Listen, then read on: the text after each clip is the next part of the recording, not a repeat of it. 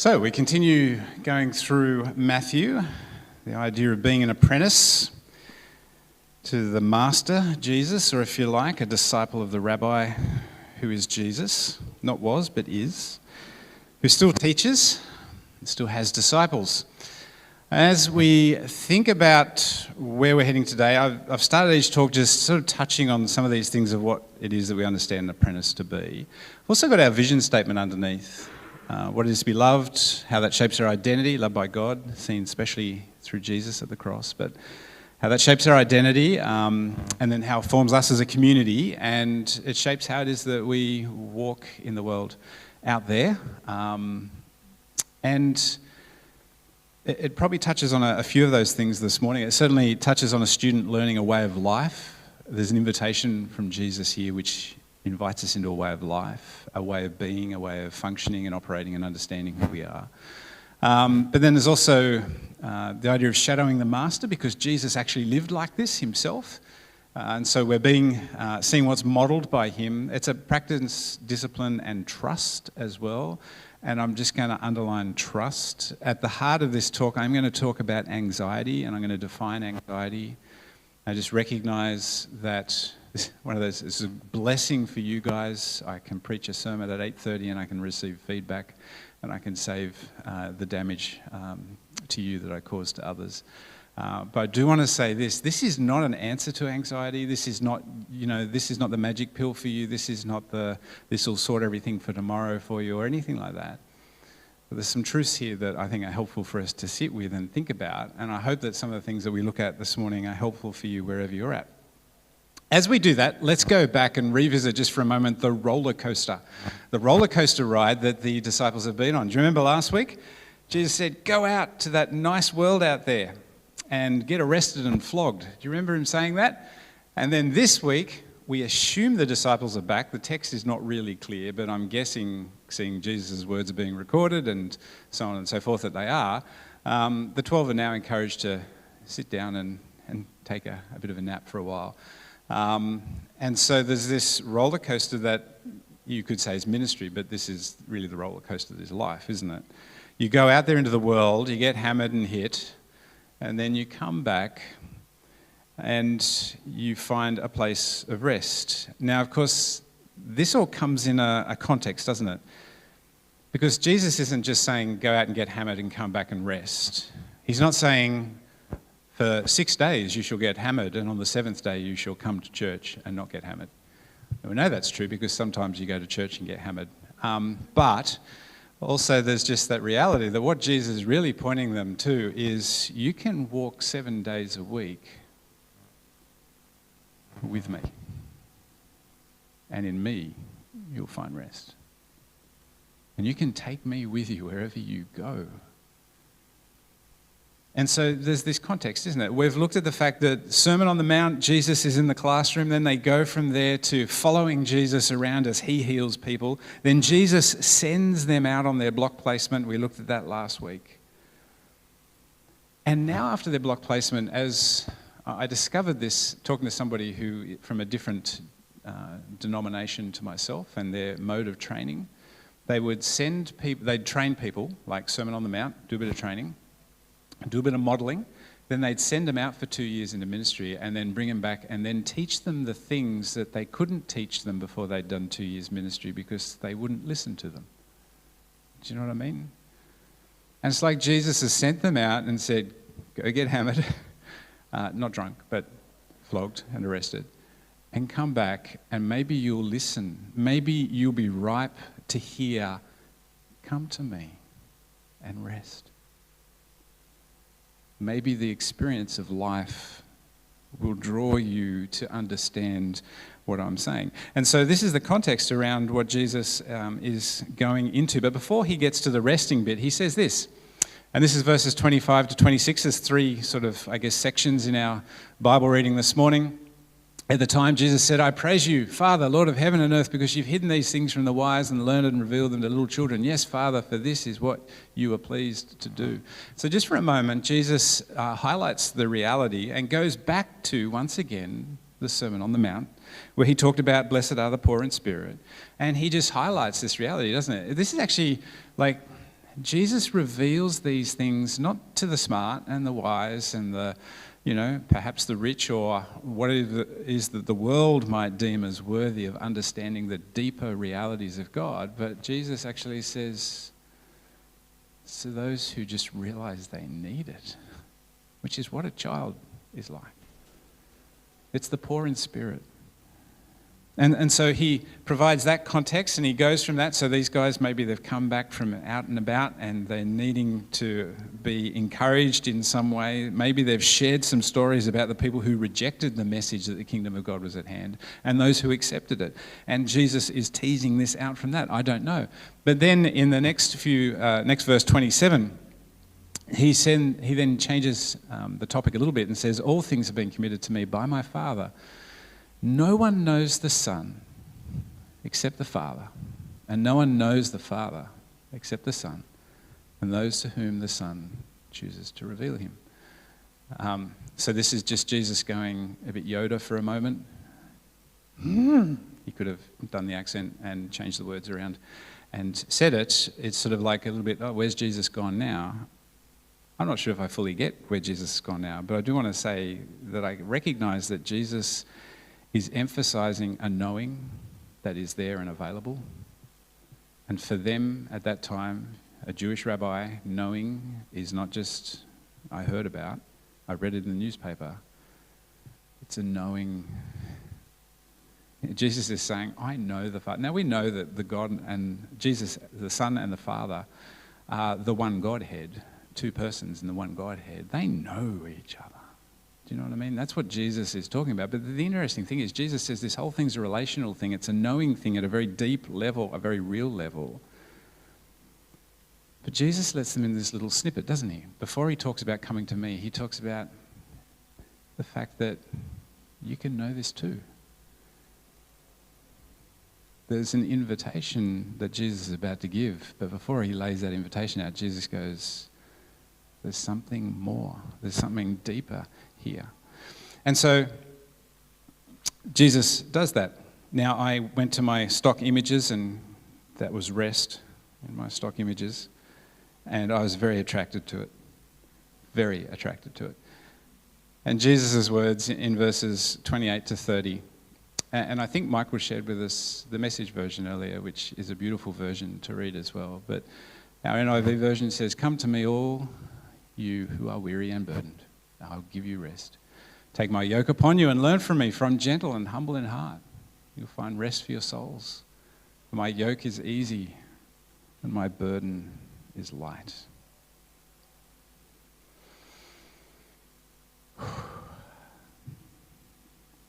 It's one thing to say it, type it onto a PowerPoint and stick it up on the wall. It's another thing to actually step into it. And so I thought I'd make the picture bigger. Rest. What does that look like for you? What do you rest in? Bathtub? Yeah. A nice, deep, slow bath. Could be where you rest. But where do you rest? And what is it that you're resting from? And probably the key here with what Jesus offers is, who are you resting in? That's his offer for us this morning. Now, one of the things that I want to do, and I've talked a little bit about it so far already, and 2,000 years ago when Jesus said this was clearly relevant. And these guys have come back from their mission trip, haven't they, where it's been go, go, go. Imagine that. Like, do you remember what Jesus told them to do? You're going to go out. You're not necessarily going to know whether the people who are in the town who will accept you and who won't. And, there's a lot of anxiety around all of that, isn't there? You don't know where you will sleep. Jesus said to them, don't take lots of stuff. Don't take a tent. Just take the bare minimum. So Jesus really put them into a potentially anxiety-creating sort of scenario, didn't he? Because that's before you even get to whether the people are nice. It's where am I going to sleep tonight? But for us now, I've talked about the algorithms, I've talked about social media, I've talked about the internet, I've talked about the way that this does things in our lives. And it creates and generates more and more anxiety. Now, I want to explain to you what I mean by anxiety this morning. There's two ways that we can generally understand anxiety, and I'm not going to use the term clinical anxiety. I'm not talking about that as such, but there's acute anxiety. Now, acute anxiety would occur if I was to leave here one morning and step off the paving, and Rowan Ben is coming through at his usual speed in his Land Rover, and I didn't look to the left, and then suddenly I realised that I'm just about to get struck by this Land Rover, but I don't go through the whole process of thinking, oh, it's only a Land Rover, I'll probably break it. I don't do that. I haven't got time, because this is acute. This is acute anxiety. And for a moment there is a very real danger, isn't it? It's very real. It's a very real danger, and it's acute in that moment. That's not what I'm talking about. I'm talking about chronic anxiety. Now, chronic anxiety has a definition. I want to give it to you, as it is given by anxiety.org. Chronic anxiety is primarily generated within relationships, according to Kerr and Bowen, who have both done work with it. Chronic anxiety is fed by fear of what might be. Now, even in that the acute anxiety is the fear of, I might have been hit, but it's probably more on, you haven't even got to the might yet. It's like, I'm going to get hit, sort of thing. Chronic anxiety is the thing that when you wake up early in the morning and there's some things that are going to be happening at work that day that you're unsettled about, and you just start to go over them. And the interesting thing is the day hasn't even started yet, because this is chronic anxiety. This is concerned about what might be. You can do it about things in the past, I think, because I have woken up and I've gone over the arguments or just conversations that I've had in the past, and I'm going through what I might have said if I was a bit more on the ball at the time. Do you know what I mean? So it's still about what might have been, even though it's in the past. And so we sort of sit in that space. Worry, which is almost always about what might be, can be one clue to how much chronic anxiety a person is dealing with. Now, have you noticed that Jesus, so far with the Sermon on the Mount, has given the disciples, his followers, his apprentices, quite a lot of information already about worry? Do you remember? Don't worry about tomorrow. Each day has enough trouble of its own. Jesus is actually recognizing that there's a lot of anxiety going on for these guys. And so he wants to address it. And John Mark Comer, who, when COVID sort of hit, he's a pastor in Portland, Oregon, or he was a pastor in Portland, Oregon. And when COVID hit, he did a sermon on this, and this was his definition. Imagining life without Jesus is his idea of chronic anxiety. Now, the interesting thing is, I was thinking about it, and I thought, yeah, but that definition really only helps in one sense if you have actually accepted Jesus' invitation and gone somewhere on the journey of understanding and knowing that in Jesus there is a place where anxieties can find their proper place. If you haven't, then John Mark Comer's little quote's not that helpful, imagining a life without Jesus. For him, as he walks with Jesus, it's like, yeah, if I was back there. But if you're still thinking about following Jesus, and maybe following Jesus with some of these things being handed over to him, then that's going to be hard to do. You're on the other side. So, that's the idea of that. And John Mark Comer goes through 5 different things. He takes them from Edward Friedman's vicious cycle. And I just want to paint these things as, for a moment, the way of the world. And I am going to talk a little bit again about the internet, because that, I think, plays into these 5 things massively. The first thing is that in a world of anxiety, these things are driven by anxiety, and they also cause anxiety. And so in this cycle of ever-increasing anxiety that we have, one of them is reacting. It's what we do. We have a spike of anxiety and we react to something. Have you ever seen that? Have you ever seen that occur somewhere on the internet? No? No, you haven't, have you? Of course you have. It happens all the time. In fact, if I had just typed that on the internet somewhere, I'm sure somebody would have reacted to it. There's reactions everywhere.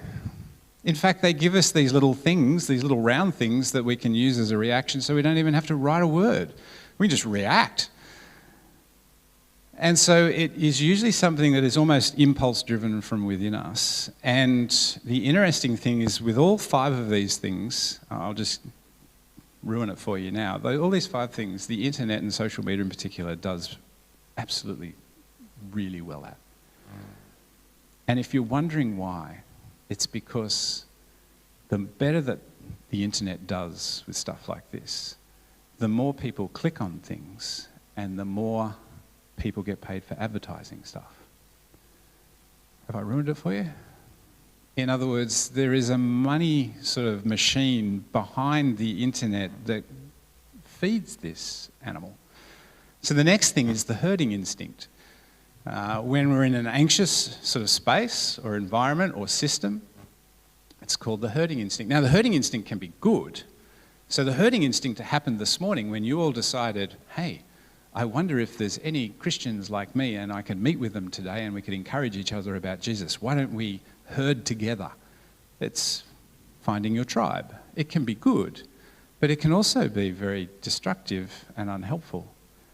And if we've seen anything since, like, pick an event, but if you wanted to pick what happened at Bondi in December, you'll see on the internet it encourages a herding instinct. That's how the algorithm works. It helps you get together with the people who have the same opinion as you, and so that you can feel good about that. Now, all these things, they don't bring peace. They just help you in some ways, medicate you in the midst of anxiety. Blame displacement is another one. Would you ever have seen that on the internet? It's what our politicians do really well, and it's what we will do well if we can, because it makes us feel, once again, better ourselves. All these things come out of a place of anxiety and feed anxiety. The other is quick fix mentality. Now, I could name a number of things, but there's a lot of things in our lives that we will go for a quick fix for because there's a problem that's causing an anxious response within us. And if we can just get rid of that problem, that's the main thing. How we get rid of it is the secondary thing. And if we can get rid of it as quickly as possible, then that's good. But in life, it usually doesn't work quickly, like a good resolution to an issue or a problem. It usually takes time. And then finally, poorly differentiated leadership. This is the leadership that actually reacts to the emotions and reactions and anxieties that are happening around it, rather than the values and beliefs that should be underpinning that leadership. Now, the political landscape in Australia at the moment is shifting quite dramatically, isn't it? And you can probably see that there's some poorly differentiated leadership in there, which is really just trying to work out, how do we get our voter base back? How do we do that? What do we have to look like? What is it that we have to say are our values and beliefs for us to get voters back? Rather than, what are our values and beliefs? Once again, that's actually connected to the quick fix mentality, isn't it? And we see it in the political landscape all the time. So, what does all this do for us in our lives as we log on to the internet over and over again? In fact, we have it attached to our bodies and our persons all the time. Anxiety.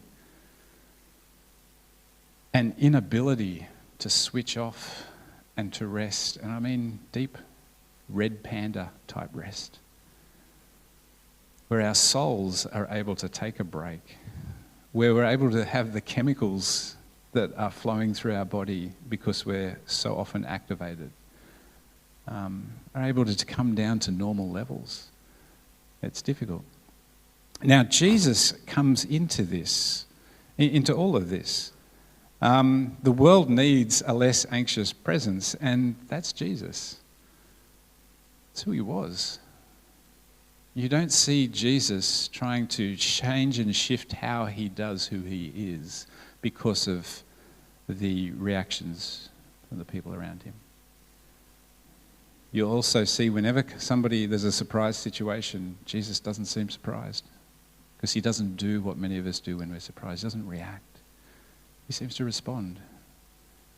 Considered, thoughtful, driven by his values and beliefs. And it's what the world needs. And it needed it 2,000 years ago, and it needs it now more than ever. And so for us, we have this invitation from Jesus to come and to rest. Now, John Mark Comer in his talk, he used those 5 things. He also gave 5 things that we find in Jesus that sort of counteract those 5 things. And so it might be helpful for you. So on the left, we have reacting. For Jesus, it seems to be, well, rather than react, let's slow down. Do you remember Jesus had his brothers come to him one day and said, hey, your time has come. Go out there, start doing miracles, man. You've got to do this. You need to get some followers. You need to get your Instagram, your socials up. You need to get happening. Otherwise, you're nearly 30, Jesus. Come on. And Jesus, do you remember his response? Any time is good for you. But now's not my time. Slows it right down. So many times in Jesus' ministry, he could have accelerated what was happening, but he doesn't. He slows it down. When the crowd gets bigger, what does Jesus do? He goes to a quiet place. Slow it down. When everybody wants Jesus, what does Jesus leave them to do? Look for him. Slows it down. What do they tell you if you run some sort of social media campaign thing, whether it's for you personally as an influencer or whatever? Must post every day, has to be regular, has to be there. Jesus didn't. He didn't post every day. He didn't post at all, but he didn't post every day. Slowed it down. Next thing is this idea of Sabbath rest as opposed to herding instinct. And I think the reason John Mark Comer put these two together like this is because the herding instinct drives us together to feed that anxiety, that thing that stops us sleeping, that keeps us awake and stops us resting. And instead leaves that. He takes himself out of that situation. It doesn't mean he always Sabbathed alone. In fact, we know at least one time he was walking through the fields with his disciples and they were picking the heads of grain as they walked. That was a Sabbath. They were together. We know that Jesus healed people on the Sabbath. He was sometimes with other people. But he had a rhythm where he would also rest and step out to be with the Father. Blame displacement is where we look at other people to blame, we heap it all on them, we cancel them if we can because it makes us feel better. Koinonia is a Greek word which was used at the time of the New Testament, which really means a deep, very deep, abiding friendship and love. It's interesting, John Mark Comer puts that as the opposite to blame displacement. Because one of the things that does is it sees somebody else as somebody with a sense of curiosity. I want to know them. It sees somebody else as human rather than an excuse or somebody to blame. It just undoes that blame displacement sort of thing. Contemplative prayer, that deep, rich, slowed down, thoughtful, meditative life of prayer as opposed to the quick fix mentality. The interesting thing is contemplative prayer, if you have done much contemplative prayer and walking with God in that slow way, you'd recognize that God is at work. God is never resting. But it's not quick. It's not. In fact, some of the things that we want an answer to immediately can take a decade or more to be unpacked. The interesting thing is that slow approach of Jesus's is much more successful in the long run to the quick fix mentality. There are things in our social landscape in Australia that we are dealing with decades after a quick fix attempt. We're still dealing with them. So you could argue that the contemplative prayer, the slow approach that Jesus takes, is a better one often, even perhaps gets to a better place quicker eventually. Poorly differentiated leadership, and that is counteracted by indifference. Sounds like a negative thing. It's being differentiated is another way of understanding it. It's where you don't live your life bound to how others are feeling and their anxiety and the reactions that you're having from them, but rather you allow your own values and beliefs to be driving who you are. Indifference really sort of is grounded in the idea of actually freedom from those influences of others. Freedom that is found to be who you should be in a situation. It actually is linked to another word that was often used in church history as well. And it's funny because these are negative words for us today. Indifference, that just sounds rude. Another word is apathy. Sounds like you don't care. But what it is that you've worked out your priorities, and your priorities are to be who you should be with your values and beliefs as a follower of Jesus, rather than caring for, indeed needing and craving, this sort of trying to appease whatever the anxiety is that's going on. So I wanted to lay that out for you. This is a very different talk maybe on Matthew 11 to maybe what you're expecting, but it's a bit of a big picture one. Now, just the context, remember? Jesus has sent them out. They've come back, and I think Jesus has gone, yeah, this might be time now. They've had a bit of this. Now's the time for them. Perhaps they might be ready to listen as to what it is that they might need that is going to help their chemicals flowing through their bodies to come down to the appropriate levels. And so Jesus then invites them with these words, "Come to me, all you who are weary and burdened, and I will give you rest. Take my yoke upon you. Learn from me. I am gentle and humble in heart, and you'll find rest for your souls. My yoke is easy, my burden is light." Here's the kicker. This is Jesus, yeah? He says this is him, doesn't he? He says, "Come to me, this is who I am." But who are you a disciple of? Jesus. Who are we growing to be like? Jesus. The answer, just so you all know, for the question I'm about to ask, for me, the answer is no. Are you like this?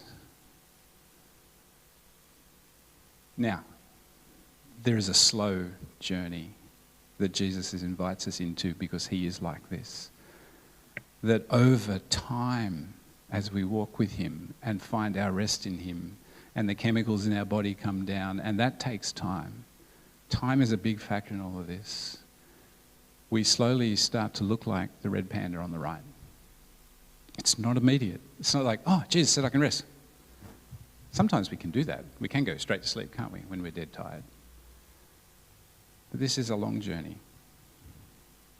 There is some wisdom that we can get from some of the other disciples of Jesus. One is a Japanese theologian, don't know if I can say his name right, Kosuke Koyama. Says, God walks slowly. I love this quote. He says, God walks slowly because he is love. If he is not love, he would have gone much faster. Love has its speed. It is an inner speed. It is a spiritual speed. It is a different kind of speed from the technological speed to which we are accustomed.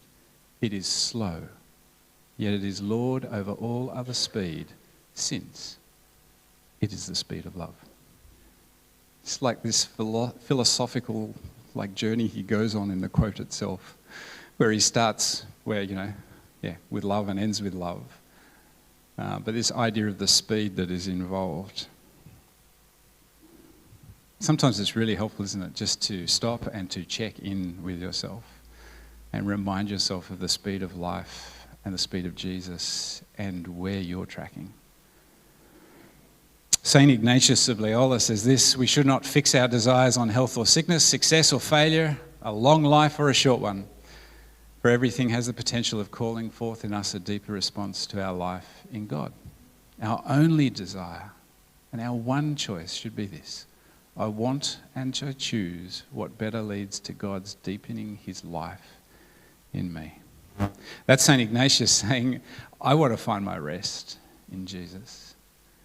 That's where the good things can be found. In fact, he would say that's where the only good things ultimately are found, are in him. And why don't we finish with one more? St. Teresa of Avila. This is a good one as well. Let nothing disturb you. Let nothing make you afraid. All things pass, but God is unchanging. Patience is enough for everything. You who have God lack nothing. God alone is sufficient. Being a disciple of Jesus is reorienting who we are, isn't it? And it's definitely not following the herd and the rat race. It's a commitment to walking with Jesus and to whatever it is that he brings in life. Now, in light of that, do you remember a prayer that I've shared a couple of times before? It's always a prayer that I share and it's like, yeah, things are going well, this is a good prayer. Things actually go bad, this is a bad prayer. It's called the welcome prayer. Do you remember that? Anybody? Welcome prayer? I'm going to invite you just to sit with the welcome prayer just for a moment. We're running out of time. So just for a moment, ironic, isn't it? We're not running out of time. We've got all week. Anyway, just jokes.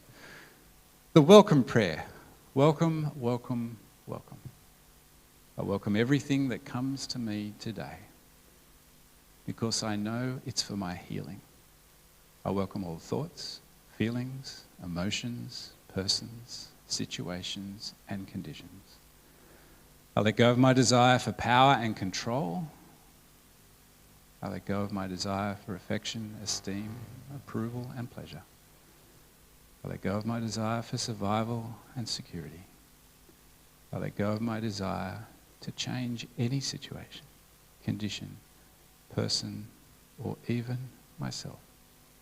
I open to the love and presence of God and God's action within.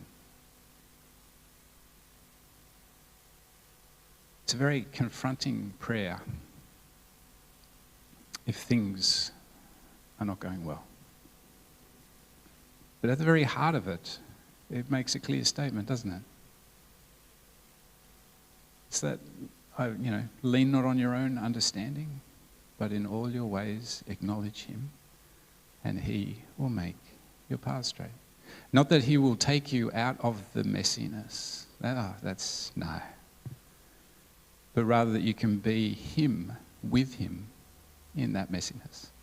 That in that messiness, whatever it is, this is the beauty of the welcoming prayer, whatever that messiness is, Jesus says, I'll be with you in it, and I'll work for good in that for you. There's a lot to digest there. I feel I want to pray for you and probably go back to where I started. This is a sermon that's about a journey. It's not about a quick fix, please. I hope you heard that. It's about the journey. It's just an encouragement. But wherever you're at, whatever it is that you're feeling and going through, let me pray. Heavenly Father, thank you that you love us. Thank you for Jesus. And thank you for that love that we find at the cross. Thank you for the rest that is offered. And Lord, it is so hard to lay our hands on that rest and that peace. For those of us who particularly battle with anxiety, it can be extremely hard. Pray that you would help us to learn your ways. Help us in the midst of all these things to keep walking with you. We pray these things in the mighty and powerful name of our Saviour and our friend Jesus. Amen.